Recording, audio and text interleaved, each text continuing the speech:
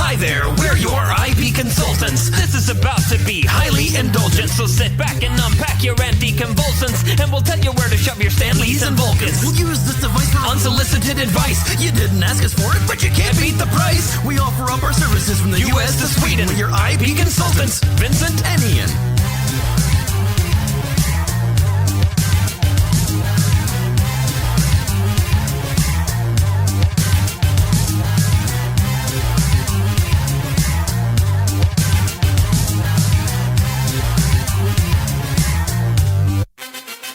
Welcome, everyone. We are your IP consultants. My name is Ian, And I'm Vincent. and we are here to give you all the advice you never asked for on your favorite IPs That you own. that you own, clearly. We are assuming that the people listening to this podcast are owning studios and Yes, clearly. holding properties. New Line Cinema saw that The Mask was the title of the last episode, and they went, ooh, we're intrigued. Let's click and find out what these consultants, these highly professional individuals, have to say about our property. Oh yes, that episode which we have not yet released, but we're assuming that when Well, the moment it's released, New Line is gonna jump on it, and they're gonna contact us, and they're gonna be like, okay, we're gonna talk to Adi, and we're gonna talk to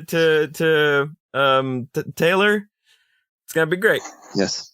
We're going to see if we can secure Daniel Radcliffe for those 2 episodes. Yep. We like your marketing ideas. You guys, thank you for your consultation, your highly unsolicited advice. Yep. That's the plan. So That is the plan. But this week, we're going to talk about a thing that's happening, and that's Sony's decision to make Spider-Man movies without Spider-Man. right, and the Sony Marvel deal is complicated.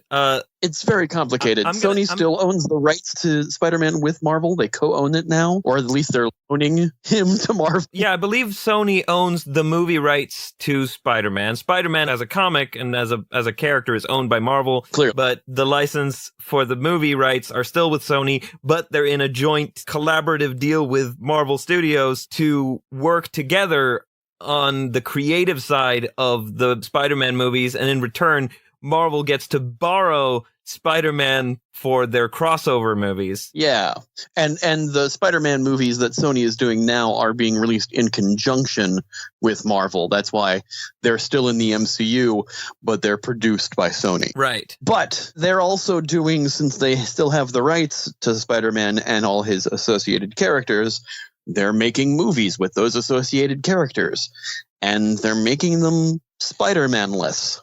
Right. I have, for the record, not seen Venom. I just saw Venom last night, and it is definitely a movie. Well, that's more than you can say for a lot of movies. This is true. Some movies are questionably a movie, and we have talked about some on this podcast. That we have. But so Venom, let's get into that real quick, or I guess it's just me getting into that since you haven't seen it. Right. I can only speak of it in theory. Yeah, Venom, all reports beforehand that I heard said it is a decent superhero movie if it was made in the early 2000s, like the first X-Men or Daredevil. And I can see why they said that. There are insane pacing issues with this movie. Mm. In the first 15 minutes, everything happens. Everything? It's bizarre. In the first 15 minutes, we establish the characters, and then we change everything about those characters immediately. Oh, that's got to be a nice little change of pace. Just like what's going on in their fundamental life structure. And then it jumps 6 months later. Oh, that's helpful. Yeah. And then, like, it's goddamn ridiculous. And then I mean, it's more helpful than jumping 6 months earlier. that's true, I suppose. But literally, in the first 15 minutes, everything happens. A space shuttle crashes. We meet Eddie Brock. We meet his fiance. He does something stupid. He loses his job. She gets fired. They split up 6 months later, and then it drags. We have 15 minutes of, holy shit, here's everything. And then a card that says 6 months later, and it's slow plotting, getting to things. And then when we finally get to the point where something happens again and Eddie gets introduced to the symbiote, which, we all know the story of Venom. Symbiote? Symbiote. Symbiote. Symbiote? Symbiote. Symbiote. You know what? They say it 4 different ways in the movie. They said in the trailer, they said symbiote, which they overdubbed in the movie because people complained about that. Do they still say it like we call them symbiotes, or did they change that as well? Because that's a ridiculous line that I'd like to unpack. There's a total of at least a minimum of 100 ridiculous lines in this movie. But do they pretend that they invented the word symbiote for these things specifically? No, they don't pretend that they invented the word symbiote. Okay, so they acknowledge that symbiote is already a word. They say it's a symbiotic relationship. So good, because in the trailer it's like we call them symbiotes, and it's like you can't just call them symbiotes. They either are or they're not. It's like, oh, we call them vegetarians. No, they're vegetarians because they eat vegetables. You call them that based on how they live. It's not a name. You know that line in the trailer where Eddie turns into Venom and eats the guy at the little bodega and he apologizes to the woman? Oh, I'm sorry, I have a parasite. That's because Eddie's told he has a parasite.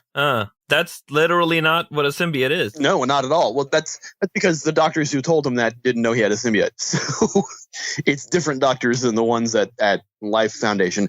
It's a whole thing. By the way, the trailer you just described, I must have missed it because that did not sound familiar. Oh, yeah, that's at the end of the trailer where he grabs a guy robbing a bodega by the neck and he goes, I'm going to eat your arms and then your face and your legs, and you'll be this torso rolling down the street like a turd in the wind, which is the greatest awful line ever. I'm impressed. I'm declaring it the greatest awful line ever because the line is so ridiculously stupid, it's incredible. Okay. Why would this line be scripted, let alone said, featured in a trailer, get ridiculed for being in the trailer, and then stay in the fucking movie? Good question. It's amazing, and it's ridiculous. And I kind of loved it because of how ridiculous it is.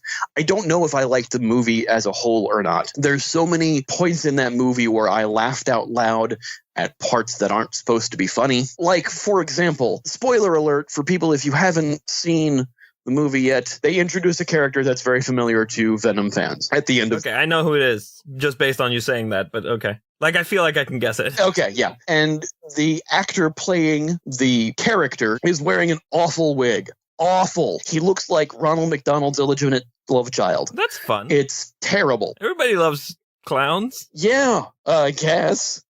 Man, they keep trying to set things up with it, and that tiny scene is like... It's a very famous actor playing him in what is essentially a cameo at the end of this movie. It's the after credit scene. Is it Neil Patrick Harris? No. Is it Jensen Ackles? No. Okay. I'm just naming actors we've talked about. I noticed that. No, this is they announced this when they started casting for the movie. And they said this was cast in the movie and nobody knew who he's playing, and they all assumed that was who he's playing, and he is, but it's in one sequence. And then when the credits roll, he gets like fifth billing, even though he had that one tiny scene. And the thing about it is, that scene is set up like you're supposed to know who he is. Like if you're a comic reader, obviously you know who he is. But if not, they never established this guy at any point in the movie. And they don't give enough information to make it interesting? No. At the end of the movie... They don't have him give the Sam Jackson, you're part of a bigger thing speech? No. The whole thing is Eddie's going to him to interview him. And Eddie alludes to this interview before the credits. He goes, I've actually lined up a really awesome interview. And his fiance is like, well, who is it? And he's like, well, I can't tell you. You're just going to have to read it. And we're all supposed to say, oh, who's he got an interview with? And nobody cared because they didn't establish anything about this character before. And then when we see this interview, we're like, who the hell is this guy? Except that, comic readers know this. But it's the pacing in the whole movie is so erratic. Like it starts out and it got 15 minutes. Everything happens. Then you've got a lull of nothing. And then you've got an action scene where he gets the symbiote, which admittedly, the action scenes are pretty decent, I will admit. But then it's like a flurry of shit. And then it's dead nothing again. And then it's the climax of the movie. There's this one long action sequence that basically just leads up to, here's 4 action sequences in a row that basically culminate to being, this is the end of the movie. It's just so weirdly paced. So it's a bit lumpy, in other words. A bit lumpy, yeah. That's a good way of putting it. And so this was Sony's first outing as making a Spider-Man-less Spider-Man associated movie. And it's done well. It's been number 1 at the box office for the past 2 weeks as of this recording. And because of that, they've decided to move forward with their other slated Spider-Man-less movies. Can I guess them now? You can, yes. Okay, so first of all, they were gonna, back in the Andrew Garfield, Mark Webb days, they were gonna make the Sinister Six movie. Which they were alluding to at the end of Amazing Spider-Man 2. Right, yes. Drew Goddard was gonna do that, and then he ended up not doing that. Because they completely abandoned that franchise. Right. And he went over to do something else. I think he, at that point, ended up helping out with Transformers planning or something. I don't know. But he's done some stuff since, and a good place, and, you know. Yeah. He's got stuff going on, and a new movie in theaters, and yeah, he's doing okay. Little side note, Bad Times at the El Royale, go see that. It's amazing. Drew Goddard wrote and directed that, and it's awesome. So, right, anyway. Yeah, continue. everybody loves Drew Goddard. Yes. It's my favorite TV show. Yes, with Brad Garrett. For some. So that movie not happening, but they were going to make Black and Silver, or Silver and Black, which was going to be Black Cat and Silver Sable, and that got split in 2. Is that right? Yeah. So well, before they announced Black and Silver, rumor had leaked that they were planning an Aunt May solo movie. I'm going to let that hang in the air for a second. Right. I'm trying to imagine what that would be about at all. So is everyone. The word got out, the word leaked out that they were planning an Aunt May solo movie. And people were like, what the hell? Really? And Sony was like, no, we're not doing that. And then that whole Sony email thing happened. And there definitely was an email where they were saying, we should do an Aunt May solo movie. The whole thing that also had the emails of combining the 21 Jump Street and Men in Black franchises. Right. And the very solid statement that Peter Parker absolutely has to be a white straight guy. Yeah. That was an official policy. Everything about that whole Sony thing. Yeah. Okay. It was a clusterfuck, and the Aunt May movie was a thing that they were definitely planning, and they thankfully realized it was stupid. I'm trying at all to think of anything that anybody could pitch that would be an Aunt May movie, and it's like, I want there to be an idea for what a good Aunt May movie, because it's such a challenge. I love a good challenge. It's supposed to be a spy movie. Why? She's not a spy. No, but Peter's parents were. Right. And it was supposed to be associated along with her and the parents, because there's that whole storyline that was in the Amazing Spider-Man movies, and they were trying to connect that shit. Right. So, yeah, it was ill-conceived and thankfully dropped. And as you said, they were doing Silver and Black, which is Silver Sable and Black Cat, or Black and Silver, I think is what it was called. And so the plan was always to have that be Black Cat and Silver Sable in a movie together. And now, since Venom, they are thinking of splitting that up into a Black Cat solo movie and a Silver Sable solo movie, and then having them team up in a movie. I feel like the weird thing about that is, I mean, those characters are obviously Spider-Man characters. Very, very Spider-Man centric. But they've all both had their own solo series. Right, yes, after being established as Spider-Man characters. And it's very Suicide Squad to me to be doing like spin-offs of stuff that hasn't happened in the continuity. Like, you established the character as like a villain or an anti-hero or something to exist in the world of the character, and then you spin them off. Like, that's how a spin-off works. But like these backwards spin-offs, I don't entirely understand the thought behind them, because how is the audience supposed to connect it to Spider-Man if they just don't have Spider-Man? Well, that's the thing. They're not supposed to, what they're hoping the audience is doing is not connecting it to Spider-Man at first. They're establishing them as their own characters first, to eventually, I guess, be introduced into the Spider-Man mythos in the films. That's what I think their thinking is behind it. because the character of Black Cat and the character of Silver Sable, they didn't require Spider-Man in order to be invented. Right. They were invented to be a foil for that character, but they weren't. Their origin isn't hinged upon knowledge of Spider-Man. Right. So you believe that they can stand on their own as movies? I do think that they can stand on their own because they've both had solo comic series that have stood on their own that didn't have Spider-Man in them. Sure, he showed up in an issue. And that didn't build off previously established continuity? It built off knowing what the character was, because the character was introduced in a Spider-Man comic. But you can introduce that character without having Spider-Man there. So like the Punisher? Exactly. Okay. Because the Punisher was introduced as a Spider-Man foil. Yeah. And then he was spun off into his own thing. And then he has since been reestablished in different media. He was spun off into his own thing. Okay, so a Punisher sort of situation. Yeah, exactly. So it's that sort of situation where they're going to establish these characters and then probably bring Spider-Man in later. Right. And I love both of those characters. So I think Silver and Black, or Black and Silver, whatever you're going to call it, I think that could be a fun movie if they do it right. I think having them have their own solo movies could go either way of being good. I don't know how much a Silver Sable movie would do well. The thing that's a little alarming to me about that factoid is if you're already planning to do a certain movie, like we're gonna do Silver and Black, I would hope that there is a pitch at least for what that movie is, like an idea of like, here's what the movie is that we're gonna do. We know how it's gonna go. We know what the story is. We're gonna tell it as well as we can. Yeah. If you then go, but actually we're not gonna do that. We're gonna do it as two different movies. Then I'm starting to think, was there ever a pitch? Was there ever an idea? Or was there just the title? A lot of these things sound like there was just, let's do a title. And here's a property that we can do. Let's figure out how to do that. That seems like a good idea, which is always how it's right.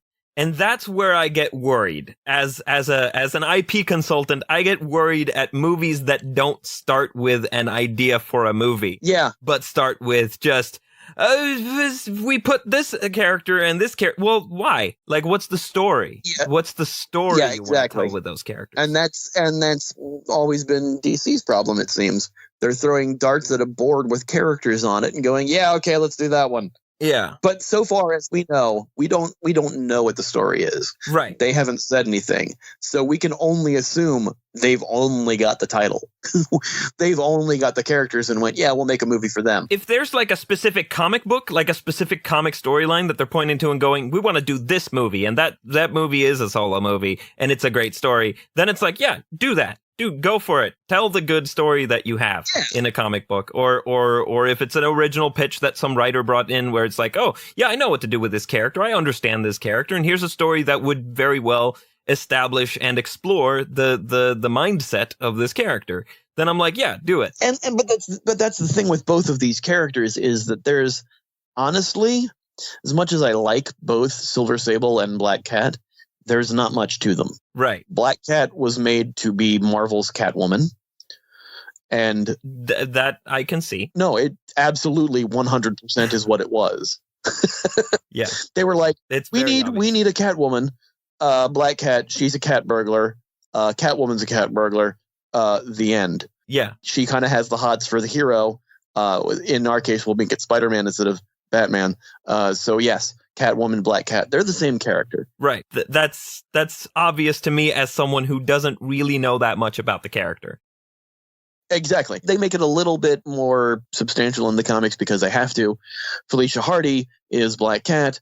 Was sort of a socialite, but not really. Does it for the fun, and eventually, and occasionally, off and on again, will get powers. She's the Black Cat, so she has like good luck powers occasionally. Like Domino? Kinda, yeah. So that's a kind of thing that kind of comes and goes in the comics. She has the powers, then she doesn't have the powers, and then she has the powers again, and then she doesn't. And in the comics recently, she became the new Kingpin for a little bit. She was taking out all the other gangs in New York and started running shit, and it was weird, and it was kind of good. But that to the side, Silver Sable. Silver Sable has her mercenaries, the Six Pack, and she runs this mercenary team, one of whom used to be Sandman when he went good. So she's basically a mercenary for hire and, does various missions where they need to hire a mercenary for something. Right. She comes from this country that is a Marvel made-up country, which the name of it I cannot think of. Symkaria. Yeah, there's a bunch of those. Symkaria, that's where she comes from. Right. She runs the Sablenova industry because her name is Silver Sablenova, but they shorten it to Silver Sable. She had her own limited series in Marvel in the late 80s, early 90s. And so she's a mercenary. The other one's a cat burglar. That is kind of it. Okay. So how do you team them up? Why do you team them up? Why do you make them work together or maybe work against each other? We don't even know that. It could be Black Cat is trying to burgle something and she's the mercenary hired to stop her. We don't know. All we've got is a title, and I have a fear that pretty much that's the same thing as Sony. All they have is a title. Yeah, that's the general worry with a lot of what's going on at Sony is they have titles but not necessarily pitches. Like the Men in Black 21 Jump Street crossover. I doubt there was ever even a script for that. Yeah, no, it was supposed to be 23 Jump Street and Men in Black 4, so it became MIB 23. Yeah, that's not even a good title. Like they had a title and it was bad. It was a bad title. And then, thankfully, that's all been scrapped, and they're doing a new Men in Black movie with Chris Hemsworth and Tessa Thompson. Which I don't hate that pairing. I don't hate that pairing at all. I've seen that pairing. I've seen that works. I've seen that pairing and it works, which is why they're doing it that. But anyway, that's a different Sony property. We're talking about the Spider-Man ones. Yes, but credit where credit is due. Exactly. So that's the whole Black and Silver thing. I think they're trying to establish the characters a little more strongly by having them do solo movies first and then pairing up in Silver and Black, which isn't a terrible idea. Yeah, it's fair enough as long as they have like a story to tell, as long as they have like a writer who gets the characters enough to have something to say about them. Yeah, exactly. Make these characters compelling and interesting and make people want to watch them and make people want to see them pair up in their combined movie. Yeah, and casting an actor is not the same thing as fleshing out a character. Exactly. Because you could cast like the best actor as like a poorly fleshed out character, and what you're going to have is a good performance with nothing underneath. You're going to have Halle Berry in Catwoman. Well, Halle Berry, good actor, debatable. She won an Oscar the same year she won the Razzie for Catwoman.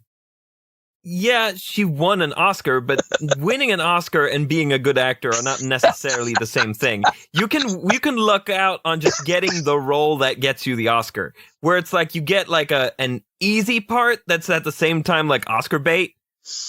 It can happen. I haven't seen Monsters Ball or whatever it was, but I have not been that impressed with Halle Berry, to be honest. I acknowledge your cynicism. Thank you. But, okay, so interesting example, but also kind of where I'm going with this, and because Venom was so much a not current day superhero film, but a very early days, late 90s, early 2000s superhero film. Black Cat could very much end up being a Catwoman type movie, and we definitely don't want that. The way you're describing Venom, it reminds me of Green Lantern. Is that at all fair to say? It is fair, except that it is infinitely more watchable than Green Lantern. Right. Green Lantern is very bland. It feels like a 90s TV pilot. It really does. It's very much in the same vein as the original Flash TV series. It's very connect the dots. It's very, this is what a comic book movie is, right? Exactly. As opposed to here's an interesting story about an interesting character. Yeah. Who happens to have a magic ring. Venom at least has some interesting characters. No, I take that back. It has a interesting character. Eddie Brock is slightly interesting for that first 15 minutes of the movie. And then and then he becomes interesting again when he joins with the symbiote. But there's no other, the villain in this movie is simply terrible. And just there's no really any interesting characters in the film other than Eddie. But honestly, in a Venom movie, you want Eddie to be the most interesting character anyway. You know what I'm saying? Because you want a good foil for him at least, which I think if they do a sequel, which considering how well it's doing, they more than likely are, you want a good villain for it. This one did not have a good villain, but it had an okay villain. But man, they rushed that ending too. So, but anyway, we've moved on from that. Next Spider-Man-less movie that they're talking of doing might not be Spider-Man-less, and that is the Kraven the Hunter movie. Right. Apparently they're doing Kraven's Last Hunt or some sort of inspired story. They're taking a lot of the cues of the Kraven's Last Hunt story. Now, I haven't read Kraven's Last Hunt, but I have heard much about it, and it doesn't sound like an introductory story for that character. It absolutely is not an introductory story for that character, and that is my issue with this movie right from jump. First of all, if you haven't read Kraven's Last Hunt, and I'm not just saying this to Vincent, but to anybody listening, go read it now. It is my favorite Spider-Man story and arguably probably the best Spider-Man story ever written. Okay. I will have to look for that then. And herein lies the thing, is that story, if you're basing your solo movie off of that, is very much grounded in having Spider-Man in it. And they are talking about having that be the basis for the Kraven movie, and they have said, yeah, we're going to try to get Spider-Man into this movie. Going to try, as in we don't know if we can or not. Yeah. And if they can't, that movie's not going to work.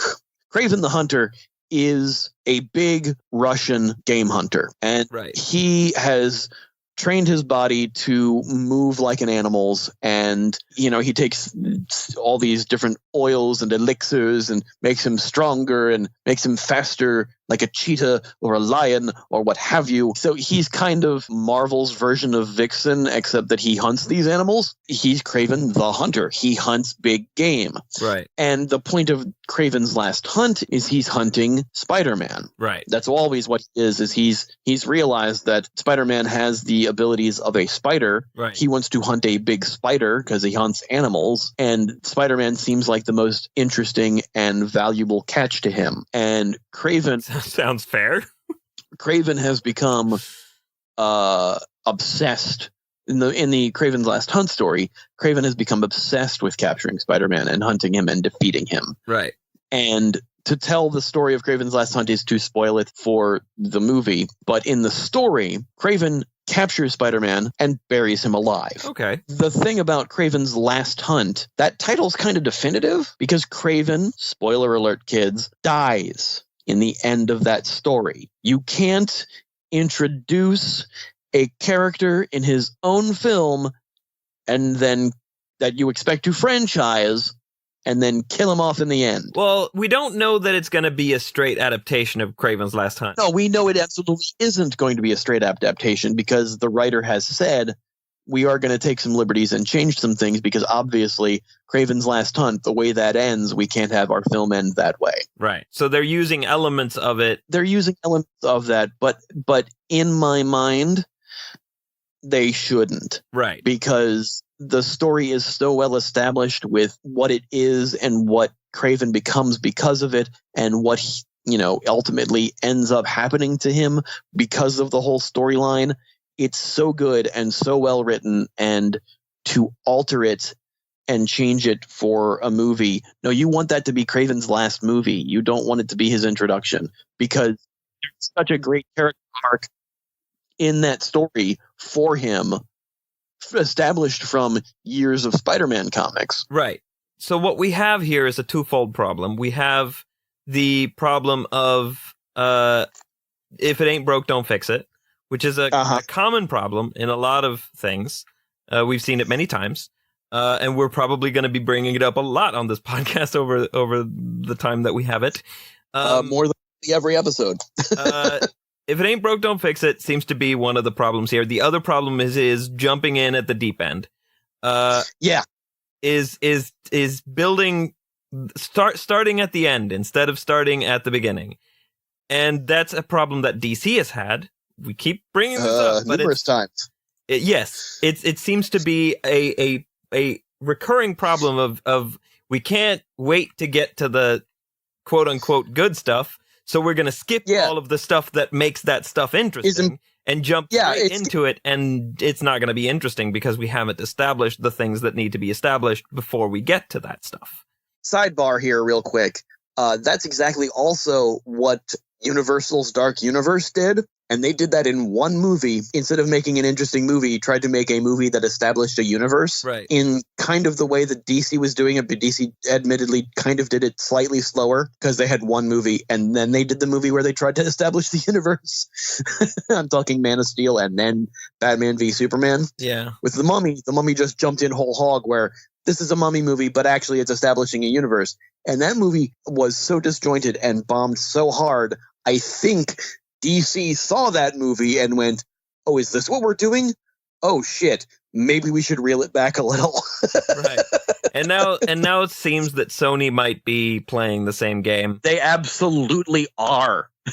We keep saying DC because it's such the most obvious and biggest shining example of this. But to be perfectly honest, the Universal's Dark Universe is probably a better example.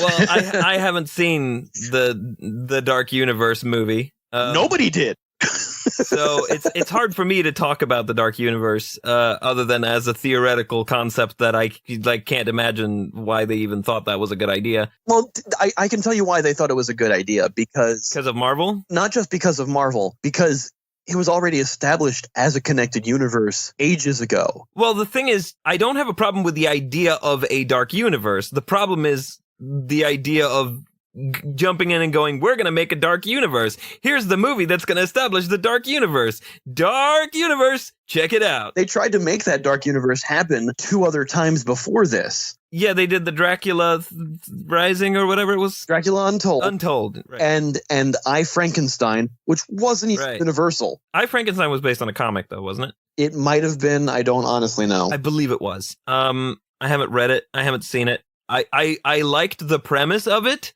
but I thought it was worrying.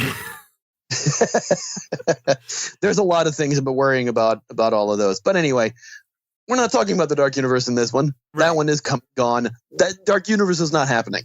Maybe we should eventually do an episode where we pitch how to do the Dark Universe better. Oh no, that will definitely be something that we will talk about in a cult property IP consulting. So, but anyway, back to spider stuff. Craven's Last Hunt, or Craven's First Hunt, or whatever. Craven hunts. Yeah, Craven the Hunter. The solo movie. Craven goes a hunting. Craven gone hunting. All of that. Gone hunting. All right. Good Lord. Yeah, so the Craven movie, that's a thing that they're going forward with. At least the writer is going to the source material and the good source material on Craven the Hunter, at least, and does want Spider-Man involved and knows that the character is more established with being a Spider-Man character, because where Black Cat and Silver Sable can exist solely and have Spider-Man come in eventually, Craven is very much, if you don't have Spider-Man, he's just a hunter who hunts big game. Right. And that's not a movie. And that's not a movie, especially in this day and age. Right. So at least there's that. The final movie in the Spider-Man-less roster of films that we're going to talk about is actually the next one that's going to happen. And that is the Morbius movie. Oh, yeah. The Living Vampire. Morbius the Living Vampire with Jared Leto as Morbius. Oh, that's promising, except it's not, because I don't like Jared Leto. No. Ever since Suicide Squad and his depiction of the Joker. And his on-set antics. And his on-set, I'm so method antics. Nobody likes Jared Leto anymore. Again, going back to your whole thing about Oscar winners. Yeah. Oscar winner Jared Leto. The man is a method actor. We know this because of all the reports about Suicide Squad and what he did to the cast in that. Yeah. For those of you who don't know, he sent dead animals and used condoms and other various gross things to his cast members because he was in character as the Joker, and that seemed like something the Joker would do. What? Yeah, I don't remember those being things that the Joker would do. No, they're not. And what? Anyway, we know of other actors who stay in character when the cameras stop rolling. Christian Bale is a well-known character actor, and yeah, sure, he loses his temper a little bit because of that, because he's in a certain mindset for a film, and he also does insane yo-yo diets. But then you get good performance and not a lot. Some people say he's a little hard to work with, but for the most part, he just kind of keeps to himself off the set. Otherwise, that's fine. You can be method and not be an insane dick about it. Yeah. Dustin Hoffman has always been a character actor, and De Niro was a character actor for a little bit. Method actor, we should specify, because there are character actors who are not method. I meant to say method, and I because we're talking about comic book characters, my brain went to character. De Niro and Dustin Hoffman are method actors, and De Niro was a method actor when he was doing Raging Bull, and gained all that weight in the middle of shooting to play his character at two different time periods. Right. There is good method acting. Jared Leto, I think he's lost the plot on method acting. I think he's just trying to be outrageous. Yeah. And I feel like he's just being a dick and using method acting as an excuse. Yeah, I 100% agree with that. And I don't know still, because of that, how I feel about him playing Michael Morbius. For those of you who don't know who Morbius the Living Vampire is, I think the name kind of feels self-explanatory. It's like a vampire, but living. Yeah, so like he was kind of established in the same... He's kind of a Spider-Man character because he was established in a Spider-Man comic, but he was also established in a Spider-Man comic that brought in Blade, the vampire hunter, and possibly Dracula? Love a good possibly Dracula. Yeah, so he has a rare blood disease, and in trying to develop a cure for himself, basically makes him a vampire. Except that, I don't know if he can be a daywalker, but he refuses to eat humans. He'll only eat animals so that he's not harming anybody because, save from other vampires, he, quote unquote, has a soul. Like Angel. Yeah, exactly. Sorry for spoiling a TV show from 1997. Yeah, a 20-year-old TV show. Sorry, spoiler alert. So Morbius, kind of a conflicted, tragic character. I don't know how that movie is going to work without Spider-Man. I mean, obviously it can, because it is a complex, fleshed out character. But making that movie, for the people who don't know the character, they're going to automatically assume, oh, this is kind of like Blade, because the movie version of Blade is kind of a mishmash of the comic version of Blade and Morbius. Morbius is one of those characters where there is a good character development for it, but there's not much else there beyond that. What do you do with that character? Well, I don't know Morbius that well. I've had very, very little experience with the character, so I have literally no idea what to do with that character other than, I don't know, try and make it good. Yeah, exactly. And which is ultimately what we want all these movies to do. Stop trying to branch out and make franchises. Just make a good movie. But I think that's also becoming our mantra as well. But my issue with Morbius is I'm in the same boat. And I've come across Morbius numerous times in numerous Spider-Man comics. And still no grip on the character? Still no real grip on the character. Yeah, like, sure, he's the living vampire and he needs blood or plasma to survive. But it's that blood disease, and I don't really quite get what's going on with him. It's kind of cool, but at the same time... Is he generally a good guy? Yeah, he's generally a good guy. But he's a tragic hero because he needs blood to survive. Right. He might occasionally have to kill somebody and drain them to live. So he's a tragic hero. Right, so he lives on the edge a bit. Yes, exactly. It kind of could be running into anti-hero realm because, he kills people, but only bad people, so. Right. So it's a bit beyond Angel then. A little bit, yeah. Okay. And a little bit beyond the Blade that I'm familiar with from Blade the series. Yes, exactly. So it's a little bit beyond what we've known as Blade as a character in the movies and his short-lived Spike TV show. Right. So what do you do with that? Well, you find a writer who really has a good idea and really wants to do something with that character and has a strong idea and a strong pitch, and then you decide, oh yeah, we'll make the movie. Is that what they did? Here's the thing that's been concerning me about this. We've been hearing all of this stuff that we just spoke about the Craven movie from the writer of the Craven movie, about how what he's reading about to study about the character, to write about the character. He seems at least to be going the right way because he's going to the most popular story about the character and he's learning about the character and he's getting a lot of backstory for this character for his movie. Right. The only things that we've been hearing about from the Morbius movie are that they've done casting and they've got Jared Leto playing it and they've cast a villain. They've said the villain's name. I can't remember it. The villain is I guess a comic book character, but one I'm not familiar with at all. And it just seems like we know what we want to do with this movie. We haven't done it yet as far as scripting, but we're getting the casting done. I'm looking up IMDb to see who the screenwriters are. It's Matt Sazama and Burke Sharpless. They wrote Gods of Egypt. Oh. And Power Rangers. Power Rangers wasn't terrible. And The Last Witch Hunter and Dracula Untold. Well, okay. Well, at least they have familiarity with vampire stories. I haven't seen Dracula Untold, but I didn't want to. I actually wanted to, and I heard I shouldn't because, well, let me put it this way. I would have gone to see it, but I was sick that day. Well, I've seen Gods of Egypt, and the thing about Gods of Egypt is it can be enjoyed not as a good movie. It's a ridiculous piece of cinema, and there's enjoyment to be found there, but it's kind of accidental comedy stuff. Sure. No, I enjoy ridiculous cinema because it's ridiculous. Right. And apparently these guys also wrote Power Rangers, which I haven't seen, The Last Witch Hunter, which I haven't seen, Dracula Untold, which I haven't seen. They've written for the TV series Lost in Space reboot, which I haven't seen.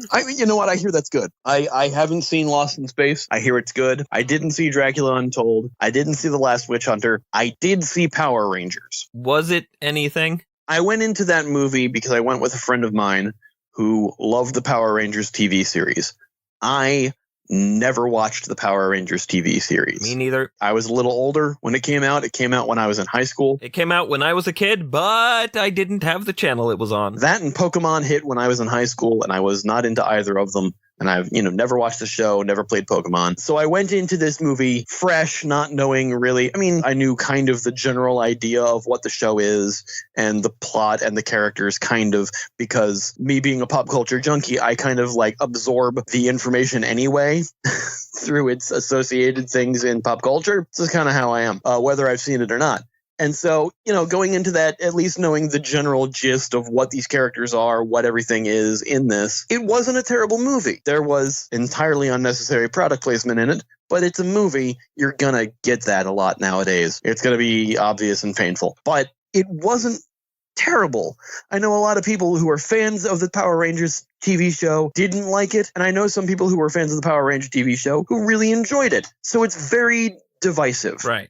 I honestly would like to see a sequel to it. I keep hearing that there possibly may be one. Overall, it was just a kind of decent popcorn action flick. It's not going to set the world on fire, but it wasn't terrible either. At least it's got that going for it. Okay, so Morbius is being written by these guys. Yeah. That does not, to me, make me feel like, oh wow, that's that. I got to see that because that's exactly nobody's chomping at the bit to see this movie based on their previous works. And it's directed by Daniel Espinosa, Swedish guy from Huddinge, and he has made nothing I've seen. Okay, so yeah, some Swedish dude. Some Swedish dude, says the Swedish dude. Yep, that's Morbius. So that's Morbius. This is a hard one to consult on because Yeah, I have no idea what it is. the character is kind of an anomaly as it is. Yeah. The thing about him is a lot of his character traits are going to instantly draw comparisons to Blade, which is not unusual because a lot of his appearance in the comics is associated with Blade. Honestly, probably associated a lot more with Blade than with Spider-Man. Sure, Right. he was established first in a Spider-Man comic. And sure, he's had a lot of run-ins with Spider-Man, but he's a vampire. He's a living vampire, but he's a vampire. Right. And he generally gets relegated to the horror comics. Right. And neither you or I have read a lot of Marvel's horror comics. Yeah, no, not really. Tomb of Dracula is something that has always kind of been out of my scope, and so Morbius has kind of been out of the scope because of that as well. And I know of Morbius. I know he's had his own solo series comics, so he can at least exist without Spider-Man, but I've not read them. I've seen them on the shelf and gone, I don't know if I want to pick that up. And Right.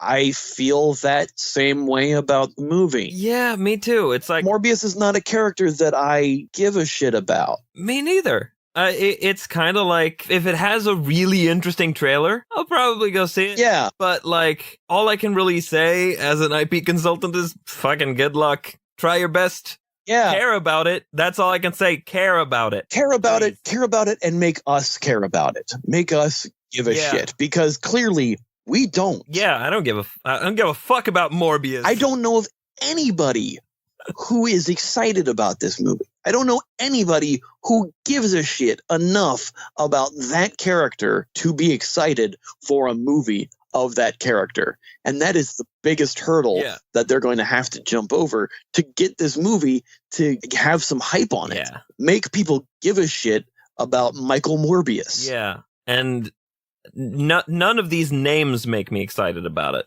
I'll say that. I don't think that the writers, based on their previous work, and yes, neither of us have seen a lot of their previous work, but the box office reveals how well their previous work did, if that makes sense. So that doesn't inspire a lot of confidence. Well, I think the director might have been like well regarded. I just haven't seen any of it. Sure. To that end, they're going to have to work very hard to make us want to see the movie. Yeah, that's going to be a bit of a hurdle. I'm going to see it regardless because comic books. I have a sickness where if it's a comic book movie, I have to see it. Right. As is established by the fact that I went to see Venom last night. Right. But and I didn't, which means I'm doing better. I'm handling it. I can get through this. You're clearly taking your meds and I am not. But so the Morbius film, I don't know, man. It's just, we've seen enough vampire movies. My threshold for caring about vampire stuff is, does it seem like it's doing anything with it? Yeah. Like if I look at something like Twilight, which I watched, my thought about Twilight isn't, ooh, vampires, I gotta see this. My thought about Twilight is, that looks hilariously stupid and I gotta see it. Oh, Trainwreck, I've got to see it. Yeah, that was why I watched those movies. And like, I'm not saying that this is gonna be like Twilight, but if it is gonna be like Twilight, it better be as bad as Twilight. Yeah, make it which like means at least, it's gonna have to be a little bit worse than Gods of Egypt. Yeah, which is a challenge and a feat within itself. At least make it entertainingly bad. Yeah, like it should be either entertainingly bad and well paced enough, or just a movie really, really good. Yeah, or like undeniably great. Yeah, because if it's just kind of there, kind of the way the Power Rangers movie is, nobody's going to care. Nobody's going to see it. Yeah, nobody's going to give a shit about it. Nobody's a fan of Morbius. There may be people out there who like the character, and if there any are, please let us know on Twitter or Facebook or whatever. But I don't know of anybody who's hardcore into Morbius or even likes him a little. Right. So should we try to get past Morbius and into what they should be doing? I think that's a good place to go. Because there's stuff they could do that's sort of Spider-Man adjacent. The Aunt May solo movie. No. Yeah, no, probably not. But like, I feel like, are you familiar with Spider-Gwen. It's a very derivative, weird concept. It is, and here's the thing: they are establishing that we there is one other thing coming out that we did not mention, and that is the Spider-Verse animated Spider-Man Into the Spider-Verse movie, which they show a clip of at the end of the credits for Venom, by the way. And it has Spider-Gwen in it, which is, I think, interesting, because I think Spider-Gwen is a character with a lot of potential. I've read the introductory Spider-Gwen comic, and it's fun. It's a fun comic. It's not like, ooh, holy shit, this blew my mind, but it's like, yeah, it's a fun comic. I read the first series of Spider-Gwen before they That's what I read. Rebooted it. And I really liked it. I really like Spider-Gwen. I think it's a really great character. It's an alternate universe version of Spider-Man where instead of Peter Parker getting the powers, Gwen Stacy did. Gwen Stacy gets the powers, and Peter Parker dies instead of Gwen Stacy dying. This character is also appearing in the Marvel Rising animated movie that just came out that I haven't watched yet. But before the movie, there were like a series of like 2-minute minisodes leading up to the movie. Well, before all of that, there was the Marvel Rising comic book, which was a 5-issue miniseries that started with a free comic book day comic. But it's mostly Ms. Marvel and Squirrel Girl. Yeah. And Spider-Gwen kind of comes in a little late, and America comes in later, and I think there's one other character. Yeah, but it's I watched the minisodes. I didn't watch the movie yet, but I intend to. It's for kids. Mm-hmm. It's very simple, but it works. It works for what it is. And they renamed the character Spider-Gwen Ghost Spider, which I guess is so that she doesn't get confused with Spider-Woman or whatever her name is in the comics. And there's the title Spider-Gwen because she doesn't go by that, because that would be revealing her secret identity. She's Spider-Woman in her universe. Right. It's all... But the comic was called Spider-Gwen. Right. So in Marvel Rising, they renamed the characters Ghost Spider, which is not the greatest name ever thought of, but it works. It does the job. Which is also confusing because Peter Parker became Ghost Rider once, and he was Ghost Spider. Really? Because Spider rhymes with Rider. This I was not aware of. Yeah. I didn't know Spider-Man became Ghost Rider. Yeah. It happened once. Okay. Well, he's not the only one for whom it's happened once. I watch Agents of S.H.I.E.L.D. Yeah. It was a one-off thing. It's also an unlockable costume in the Marvel Spider-Man game for PS4. But in that game, they call it the Spirit Spider. And Spider-Gwen, the Ghost Spider, is a new comic series coming out that is connecting to the whole Spider-Geddon thing that is happening in the comics. Okay. The sequel to Spider-Verse comic. Right. I did read the Spider-Verse comic. Spider-Verse is great. It was Dan Slott. I read it because of Dan Slott, because I really liked his run on She-Hulk. Yeah. Which I'm sure we're going to talk about in the future on this podcast. We're going to talk about She-Hulk. Oh, absolutely. Because She-Hulk is, for the record, the best Marvel character. Yeah.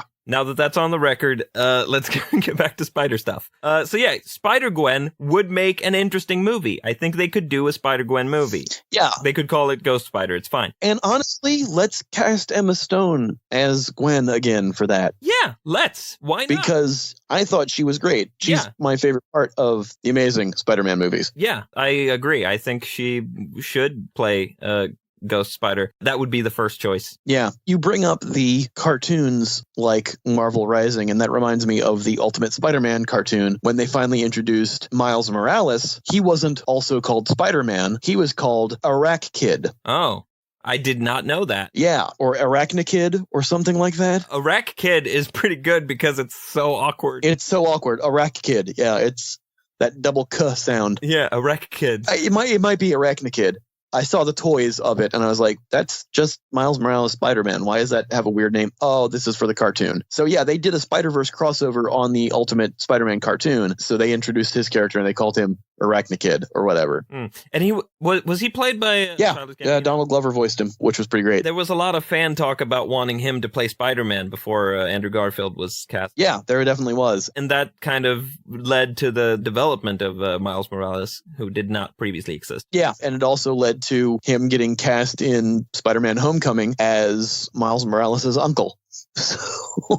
but the thing with the Spider-Verse movie versus the comic is they're centering it around Miles first, right, and his universe, and then 4 other Spider characters coming into that. Right. as opposed to the Spider-Verse comic where it is like 30 different Spider-Men. Yeah, and it's a lot of like Dr. Octopus has been possessing Peter Parker's body. Yeah, that's... And maybe was a better Spider-Man. The superior Spider-Man, yes. Right. That is, by the way, a great run by Dan Slott. Read that. That's a self-contained series. Superior Spider-Man, I think it's only like 20 issues. It's 2 trades. Real quick about Dan Slott's run. I know Dan Slott is very divisive. I love what Dan Slott did in the Spider-Man comics. He wrote it for 10 years. A friend of mine, Shoebox of Worm Quartet, absolutely despised Dan Slott's run. So your mileage may vary. Listeners, I know that I really enjoyed what he did with it. He took it to very interesting places, and I dug it. But he may not be for everybody, so there's that. However, his run on She-Hulk, both Vincent and I agree, is fantastic. Yes. But anyway, you were saying about maybe doing a Spider-Gwen movie. Yes. I don't really have much more to say about that other than read the comic and make that movie. Like, yeah, understand the comic, make the movie the way the comic is in a style of like an indie movie, like a... I don't want to say Juno, but like a intimate and simple and not overly high budget. Just make it character driven. Yeah, a character driven piece about the character of Gwen Stacy in the universe where Gwen Stacy became Ghost Spider or whatever. Everything that you can do for this movie to make it work can be established with one simple title card at the very beginning of the movie. Because people are going to see this and go, Spider-Gwen? Because people who aren't familiar with comics will get confused. Is this a Spider-Man associated character? She's called Spider-Gwen. Or even calling it Ghost Spider, or whatever you want to call it. Seeing that, it's going to confuse people. Oh, it's Gwen Stacy. It's Emma Stone. Does this mean it's connected to this? You open the movie with a title card that just says, in another universe. Yep. That's it. Yeah, and people who will have seen Into the Spider-Verse will also get it. Oh, yeah. People who have even seen the trailer for Into the Spider-Verse will get it. Yes. Because you have the door. Just open it, walk through it. Like, Exactly. It's right there. I would love to see, speaking of Into the Spider-Verse, I would love to see a Spider-Man noir. I thought you were going to say Spider-Ham. Well, obviously, but I'm not going with the obvious one right away. Right. Spider-Man Noir is one of my favorite iterations of Spider-Man, and there's a whole noir universe in the comics. I haven't read all of them, but I have it. There's Daredevil Noir, Cage Noir, Iron Man Noir, and I don't have the X-Men one, but there's an X-Men Noir as well. Yeah, I'm sort of tangentially familiar with the existence of the noir universe, but I haven't read any of it, so I can't speak from experience. The only one I've read are the 2 different Spider-Man Noir stories, and they are great.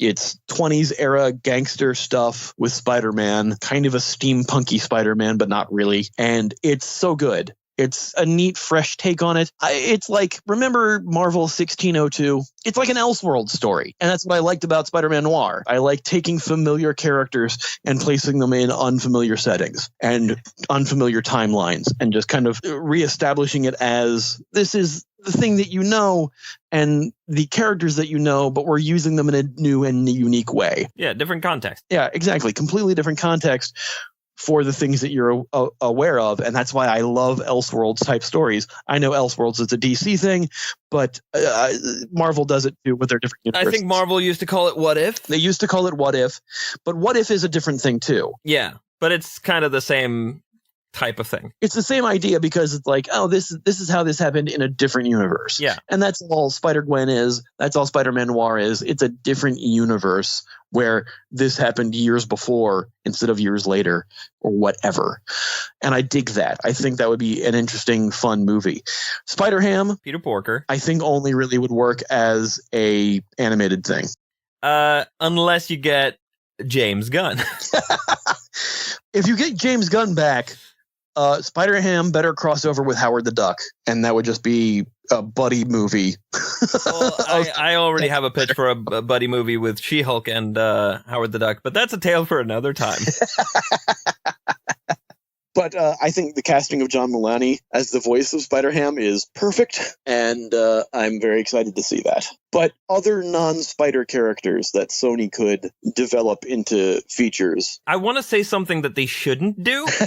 That's fine. Because there's a certain trope that has popped up in multiple Sony Spider-Man movies that I am getting really sick of. And I'm glad we haven't seen it in Spider-Man Homecoming. And it's the concept of the split villain. The evil alter trope is something that is very persistent in the Spider-Man mythos. If you look at, like, the first Spider-Man movie, you've got Green Goblin. He hears voices, and the Green Goblin is essentially a separate entity to Norman Osborn. Yeah, and the serum is what brings him out. Yeah, it's Jekyll and Hyde. It's a very Jekyll and Hyde story. And then they do that again in Spider-Man 2 with Dr. Octopus, because the arms start talking to him. Right, and then they do it again with Venom in Spider-Man 3, and did they also do it with the new Green Goblin? Was he hearing voices? He wasn't hearing voices. He saw his father. Right. Well, that would be hearing voices. Well, he didn't just hear them. He saw them. Well, yeah. But yeah. But it's the same thing of, like, there's a separate entity inside of his head. And then in The Amazing Spider-Man, we get it again with the Lizard, who is two different personalities sort of tearing away from each other. With admittedly, that's really the only one that 100% works, because that is comic accurate. Dr. Kurt Connors and the Lizard are actually two completely separate things. Green Goblin is debatable. Doc Ock is not at all. Doc Ock is always Otto Octavius. And Venom is, comic accurate. Slightly. In quotes. Yeah. And then in the next one, we have Electro, who is hearing voices and stuff. So it's a lot of that sort of stuff of, like, either having an alter or hearing voices or hallucinating or something in that realm. It keeps cropping up. Making a good guy go bad. Yeah, they get powers, and in getting powers, there's something that happens to their personality where it's a different personality. It's not a choice that they make. It's a thing that happens. It's a thing that keeps happening in these Spider-Man movies. And I think it comes from the idea of Spider-Man is about duality, because Peter Parker is not inherently a great guy. He's not Superman, He's a nebbish, but he wants to do good. Well, it's not just that he's nebbish. He's a bit of a dick. Sometimes he has a tendency to be a bit of a dick and a bit selfish. And he's fighting that by being Spider-Man, right? He puts on the suit and he takes on the character of Spider-Man to sort of fight himself. Yeah. Because he understands he's constantly learning that with great power comes great responsibility. And it's about that duality of Peter Parker, which sets him apart from Superman. And I mentioned Superman because obviously every early superhero is a play on Superman in one way or another. Yeah. Exactly. And Spider-Man is a play on Superman in that Superman is just, he's a nice guy and he inherently understands that with great power comes great responsibility. He just knows that because that's the kind of guy he is. Spider-Man has to learn that all the time. He has to keep reminding himself that that's why it's his mantra that with great power comes great responsibility, because he has to keep trying to be Spider-Man. He's not Spider-Man. I agree with all of that, with the exception of saying Peter Parker's a dick. Well, he's a bit of a dick. I'm not saying he's just a dick. I'm saying he has a dickish tendency that he's fighting. It's in him. Yes, I agree to that to a point, saying that he has the ability to be kind of a dick because everybody's kind of a dick to him at first because he's puny Parker. And I think when he finally gets the abilities, he kind of turns it on. His first instinct is to be selfish. Yeah, his first instinct is to be, well, now the tables have turned. Now I can be what they've been to me. Right. And you're right. He absolutely learns from that. So he kind of reels that back and realizes I should stick to being what everybody knows me as Peter Parker, and then let everything come out of me as Spider-Man, because that is my freedom. That's why he quips so much. That's why he's got the snappy comebacks as Spider-Man, because it is the trope that you dislike in the villains. It's a personality shift. Yeah, but the thing is, he's doing it on purpose, right? Yes, Spider-Man absolutely. Is intentionally splitting his personality in a sense. It's a cognizant choice for him to do it that way. Right. And that's why I think a lot of storytellers, a lot of writers, a lot of, I guess, directors, or it might be Avi Arad even, they keep going to that well because it's right there. If you look at the character of Peter Parker, you go like, okay, what's the flip side of that? Yeah. And you find yourself in that area of like, okay, we've got the Jekyll and Hyde type of character who is making the wrong choices, but also not fully in control of their two sides. They're being torn apart rather than separating themselves into two identities. And here's the thing thing. They actually were able to do that without doing that in Homecoming. They made a sympathetic villain in Adrian Toomes, but he wasn't a conflicted duality villain. Yeah, he wasn't being torn apart. No. He was not hearing voices. He was doing what Spider-Man was doing, in a sense. Exactly. He was doing the selfish end of it. Yeah, exactly. He's like, look, I got to feed my family. That means I got to do some crime. To me, that works better. In part because people with actual DID and schizophrenia. Schizophrenia is a disorder that causes hallucinations and hearing external voices, stuff like that, and delusions. And DID is dissociative identity disorder, which is what used to be known as multiple personality disorder. Which is also what people called schizophrenia, but is more well defined now. Well, yeah, schizophrenia is not multiple personality. Years ago, people thought they were the same thing. They are not the same thing.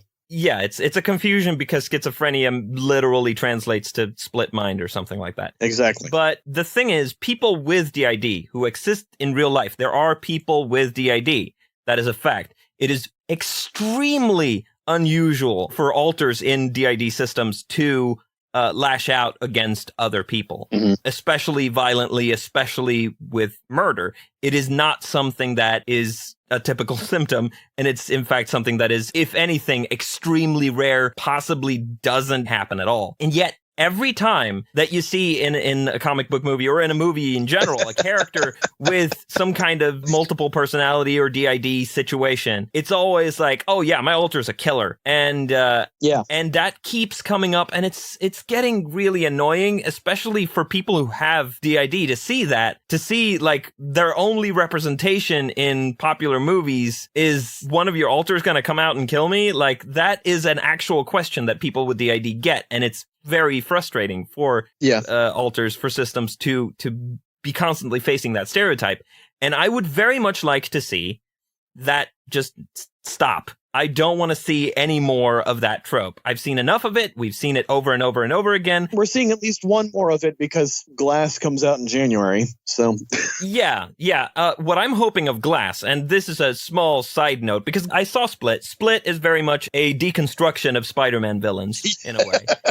It's taking this Spider-Man villain trope of the Split villain and trying to put it more through a medical lens, but obviously still having a big sci-fi element. That movie could have done with a little more clarity on the line between science and fiction, because a lot of people saw that movie and apparently took it literally as like, this is what DID is, which it's not. Right. The Beast is a movie monster. Yeah. It's not something that actually happens if you have DID. It's not like everybody with DID's got a monster in them. No, that's not how it works. It's a movie monster. It's a made up thing. And I think the mistake of that movie that Shyamalan made of not properly deconstructing it and not properly contrasting it. And I think there's an opportunity in Glass for the protagonist from the previous film. I forget what her name was. From Unbreakable. From the protagonist from Split. From Split, yeah, the girl. I forget what her name is. Which I haven't seen Split yet. Oh yeah. But, well, without necessarily spoiling too much, I will say there's an opportunity with that character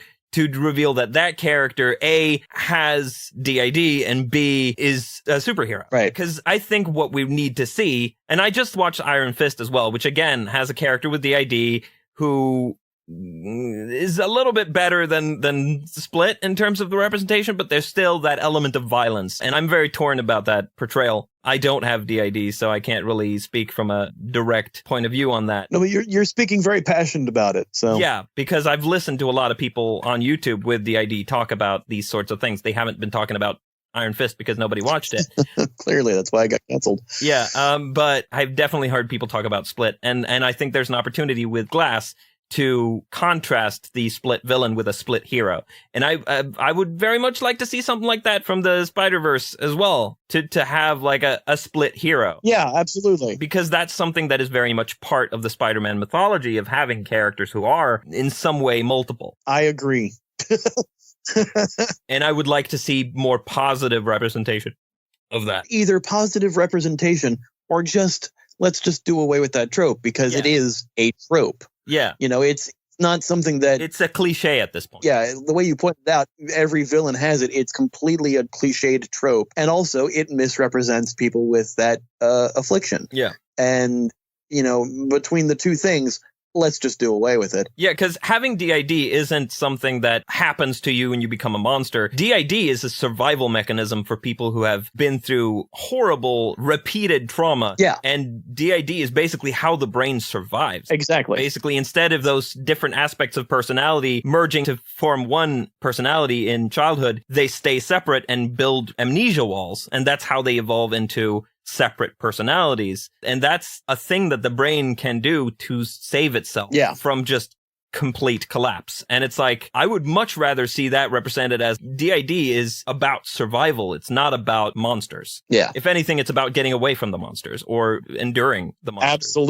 Absolutely. That's a whole different IP that we could discuss as far as just not even an IP. That's just a movie that should be something that shows that better than the typical media representation and misrepresentation, I should say, of what DID and alternate personalities is. Yeah. But that being said, yes, it is a trope. We should not see those in the Spider-Man movies anymore. Yeah. It's going to be a little bit hard with especially Venom to get rid of that aspect. Well, no, because they are absolutely two different creatures in the movie. Yeah. Here's the thing. While watching Venom, I was reminded of a movie that seemed to do it better, and that was Upgrade. I have not seen Upgrade. There's a lot of stuff I haven't seen. Upgrade came out earlier this year and is freaking phenomenal. It's a great sci-fi movie. And that's not another split personality thing either. There's a chip in his head that's talking to him. Right. It is a separate entity. Okay. In Venom, it is a separate entity. The symbiote is a absolutely living creature. Yeah. But it needs Eddie to survive, and Eddie needs it to survive. Yeah. And so, I mean, there's a point where the symbiote comes out and has a face and talks to Eddie face to face. Right. So it's very much not a split personality thing. Right. It's just adjacent to the trope. Yeah. It's adjacent to the trope because it's a personality that he's wearing because it is a suit. Yeah. But yeah, let's absolutely do away with that in the films. As far as another Spider-Man-less Spider-Man character, you know what? Just make a cop movie of Gene DeWitt. a cop movie. I'm gonna say this right now. I would probably not go see that. But that's because I don't go see cop movies.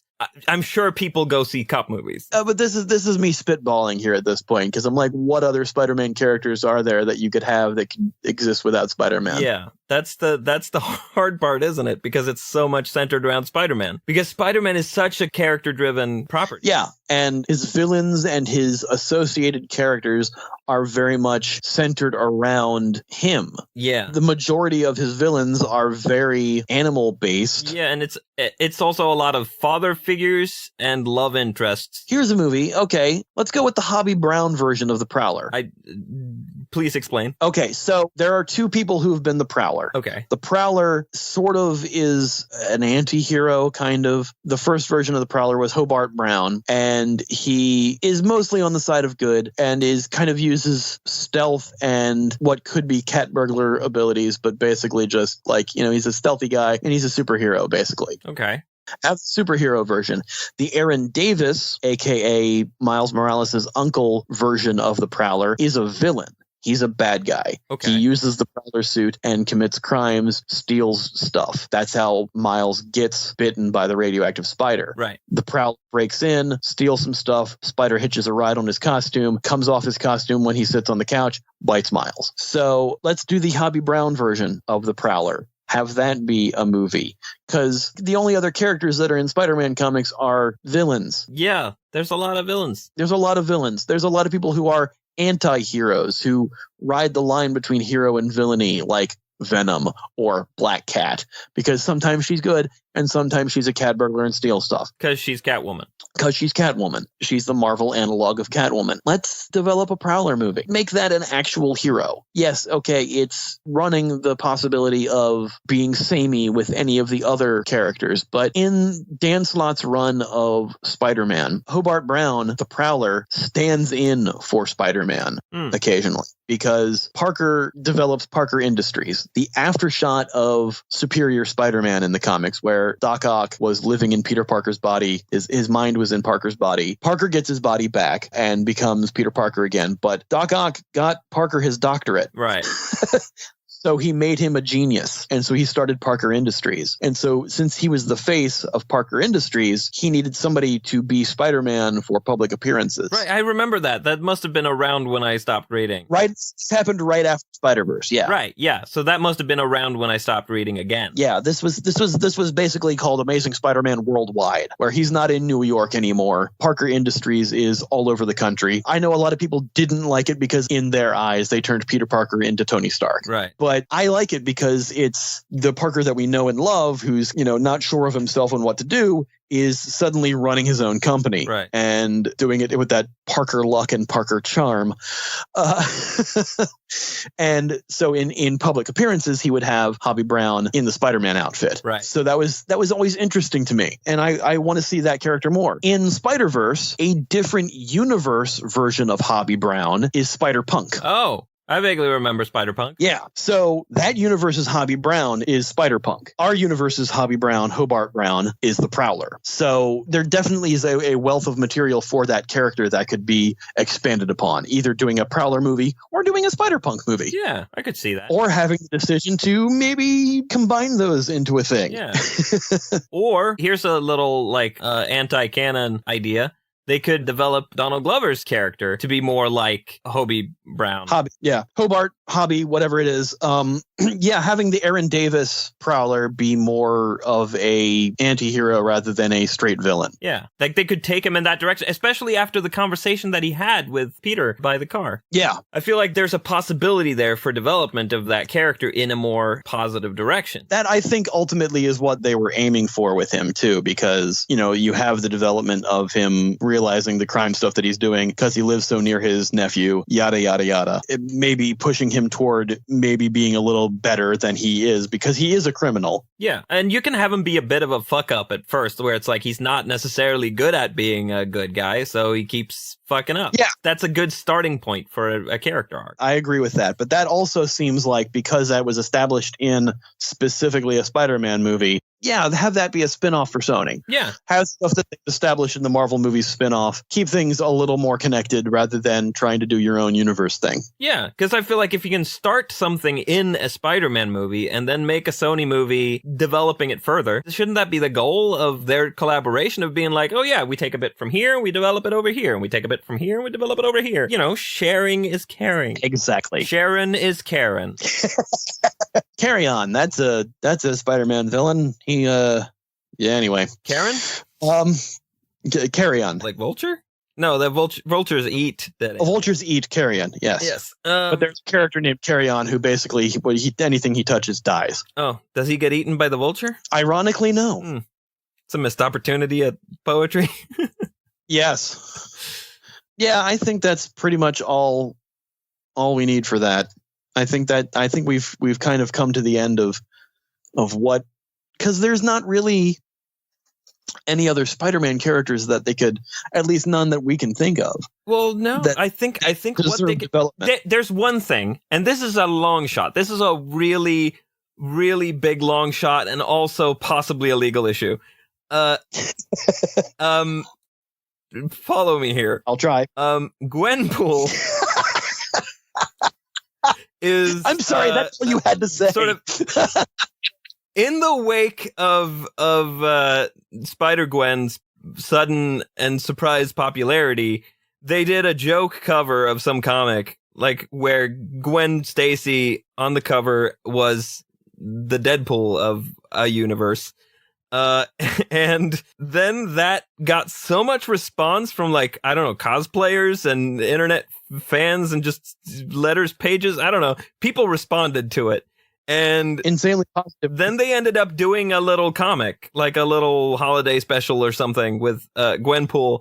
And I think there could potentially be the possibility of a Gwenpool movie from Sony. Here's the thing. It didn't just do a holiday comic. It did a whole series. Yeah, after that. Gwenpool's run just ended, and I think she's joined some team now. Right. I forget what team she's on now, but the Gwenpool solo series ended, and she's part of some other team now. Here's the thing. they could possibly, and this is where it's a long shot because of the legal issue, there's the Fox and Disney merger, and there's the Disney and Sony deal, and there's also fair use. Gwenpool is technically a parody, and also technically a Sony character because they own the movie rights to the character of Gwen Stacy, which is what it is. It's the character of Gwen Stacy doing a parody of Deadpool. There might be enough of a legal loophole there that Sony could, without really getting in any trouble, do a Gwenpool movie if they're a little bit careful about how they do it and they make sure that it's a parody and that it passes the legal definition of a parody. Yeah, but I don't trust them to do that successfully. Of course not. Of course not. It's all about getting the right writer on it and really, really being very careful. Just the whole idea of them even trying to do that has made me go cross-eyed. Well, yeah. It's that's why I said it's a long shot. It is the longest It's an extreme long shot, and it's a ridiculous concept. And how is it a movie? And that's why it should be a movie. Because, like, why? How? What are you even? What? How? What? What? Yeah, it's such. I would what see the it fuck just to see that- how they did it, and Yeah, I know I would be And it's- disappointed, but I would still be okay with spending money on it. because it's such a ridiculous concept, and it's like it's taking a derivative of a side character who died in the 70s. Yeah. Crossing it over with a comedic, dark, violent thing that's being done by a different studio, and it's so complicated. It's such a complicated premise that it just, I want to see it. It's definitely a thing that could exist. I don't know if it should exist, but it's definitely a pitch. It's definitely. Yeah. I mean, the thing is, I want them to try, and I don't care if they fail or succeed, because it's such a ridiculous thing that, like, even if they fail, it's like, you fucking did it. Yeah, you did the dumbest fucking thing, and you deserve points for that. Applause, because it's so stupid, and it's so stupid on purpose that it works. Like, as a concept, as a comic, as a character, it works because it's so ridiculous, because it is a Deadpool derivative, Spider-Man derivative, play on a meme of a character twist. It's so many layers of stupid that it just becomes brilliant.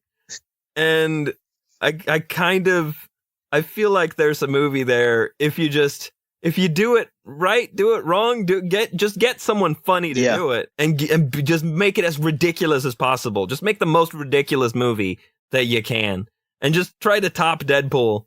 Kate McKinnon is Gwenpool. Oh, we're back to that pool? Okay. I was just saying something stupid. That's because the whole idea is inherently insane. Why not just push it to the edge? Yeah, sure. Why not? And, like, make it for, like, a really low budget, like a budget of, like, the cost of the cameras. Lower than the first Deadpool's budget. So you're just, like, questioning how it even got made. Yeah. Yeah, exactly. That's the movie. You just throw a little bit of money at, like, a really weird concept, and you just make it, like, and even if you make it sweeted, have you seen Be Kind Rewind? Oh, yes, I have, of course. Yeah, just make a sweeted movie. Like, just keep the budget, like, really low, and just make it the most ridiculous story you can. Just centered around the most ridiculous premise, and just make it this wacky comedy. I don't know. Could work. This basically sounds like what every fan film maker does. Yeah, sure. But make it an official fan film and throw a little bit of money of it just to get it just above sweeted level. It'll work. Perfect. I think that's a brilliant plan. Yeah. That's going to save Sony. That's clearly how we're going to save Sony, is by copying what worked for Deadpool and copying the copy from the comics. I think that's a brilliant idea. I think 100%. But I mean, Sony, first you can have that one. Before doing that, I mean, obviously, it's back to the whole jumping in at the deep end. Obviously, first you do Spider-Gwen. Mm-hmm. Then you do Gwenpool. Then you do Into the Gwenverse. Oh my God. I was just going to say, you're creating a different franchise for them to follow. Just all these different Gwen spinoffs with Emma Stone playing all of them. Gwen Hulk. Sure. Let's just have Gwen Hulk. Let's do that as a thing. And If they can. I mean, I don't know what the deal with the Hulk stuff is in terms of derivative characters because of Universal, and it's really legally complicated, and I want to solve it, but that's a thing for another time. But yeah, sure. Why not? And it's a parody. Yeah. They can do it. Let them be parody films. Let them be straight parody films. But you know what? Why stop with Marvel? Let's do Bat-Gwen. You know, let's do Bat-Gwen. Why not? Let's do Swamp Gwen. Let's just Swamp. Yes, Swamp Gwen. 100% Swamp Gwen. And just that's a solo film before the Gwenverse. Yes, clearly, all of these things need to happen. Just make a Gwen Stacy parody universe. This is how Sony can make. They'll start printing money. That's all that is now. Yeah. That's just, you're welcome, Sony. Brilliant. This is how. Yeah, we solved it. We've saved your company, is what we've done. Yeah. Yeah, this is way better than that MIB 23 idea. No. This beats the pants off of that. Yeah, like now you've got your ridiculous thing, and if you can get Lord and Miller, I was just gonna say, get Lord and Miller attached to it. It's done. It's a done. Yeah, they're already or at least one of them. I think both of them doing the Spider-Verse movie. So they're already in the house. Yeah, awesome, perfect. We figured it out. There you go. Into the Gwenverse, but one step at a time. One step at a time. Start with Spider-Gwen, and then do Gwenpool, and then do Swamp Gwen. Swamp Gwen. Into the Gwenverse, Bat-Gwen, Gwen Arrow. You know, it's fine. All of those things are great. Yes, Gwen Arrow. Come on, that is perfect. I love it. Gwen Lantern? Gwen Lantern Corps. Gwen Lantern Corps. Oh my God. Just all of them Gwen Stacy. All of them with different rings. Oh my God. It's amazing. Iron Gwen. Yeah. Just why not? Mighty Morphin Gwen Rangers. The Gwenisher. Gwenula Untold. Yeah. Bring Universal Dark Universe into this thing. Yeah. Why not? The Gwenny, whatever. Yeah, I think we should stop before we kill each other. Yeah, I mean, we got to the Gwenny. I don't think we can get past that because that doesn't even make sense. Nope, not at all. I think you broke it. I did. That's fine. It's a good place to stop. Clearly, we are your IP consultants. If you have an IP that you think we should consult on, send us an email at ipconsultantspodcast@gmail.com or hit us up on Twitter at ipconsultpod. You can also find us on Facebook at facebook.com/ipconsultpod. Once again, I am Ian. And I'm Vincent. And we will consult with you next time. Say your catchphrase, Vincent. Have a tasteful tuna. Bye.